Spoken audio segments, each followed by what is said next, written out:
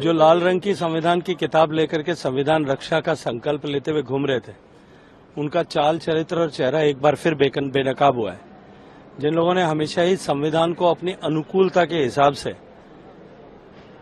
Treat किया, वो एक बार फिर अपना व्यक्तित्व उजागर करके देश की जनता के सामने।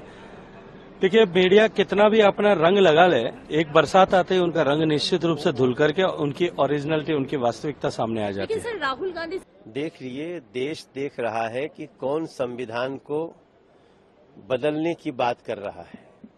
कांग्रेस का डिप्टी सीएम कर्नाटक के एक तो संविधान के विरुद्ध काम करते हैं। इस देश में धर्म के नाम पे रिजर्वेशन नहीं हो सकता, लेकिन ये धर्म के नाम पे मुस्लिम समाज को 4% का रिजर्वेशन दे रहे हैं और कहते हैं अगर इसके लिए संविधान बदलना होगा तो भी बदलेंगे। कहां है राहुल गांधी जी जो संविधान को पॉकेट में लेके चलते हैं? कांग्रेस इतना बड़ा बाबा साहब भीमराव अंबेडकर जी के लिखे संविधान के विरुद्ध कर सकती है, बोल सकती है, ये देश देख रहा है। बीजेपी इसको कभी भी बर्दाश्त नहीं करेगी। जो लाल रंग की संविधान की किताब लेकर के संविधान रक्षा का संकल्प लेते हुए घूम रहे थे, उनका चाल चरित्र और चेहरा एक बार फिर बेनकाब हुआ है। जिन लोगों ने हमेशा ही संविधान को अपनी अनुकूलता के हिसाब से ट्रीट किया, वो एक बार फिर अपना व्यक्तित्व उजागर करके देश की जनता के सामने।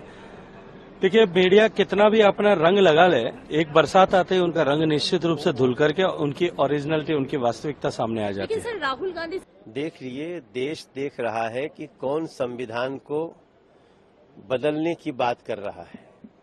कांग्रेस का डिप्टी सीएम कर्नाटक के एक तो संविधान के विरुद्ध काम करते हैं। इस देश में धर्म के नाम पे रिजर्वेशन नहीं हो सकता, लेकिन ये धर्म के नाम पे मुस्लिम समाज को 4% का रिजर्वेशन दे रहे हैं और कहते हैं अगर इसके लिए संविधान बदलना होगा तो भी बदलेंगे। कहां है राहुल गांधी जी जो संविधान को पॉकेट में लेके चलते हैं? कांग्रेस इतना बड़ा बाबा साहब भीमराव अंबेडकर जी के लिखे संविधान के विरुद्ध कर सकती है, बोल सकती है, ये देश देख रहा है। बीजेपी इसको कभी भी बर्दाश्त नहीं करेगी।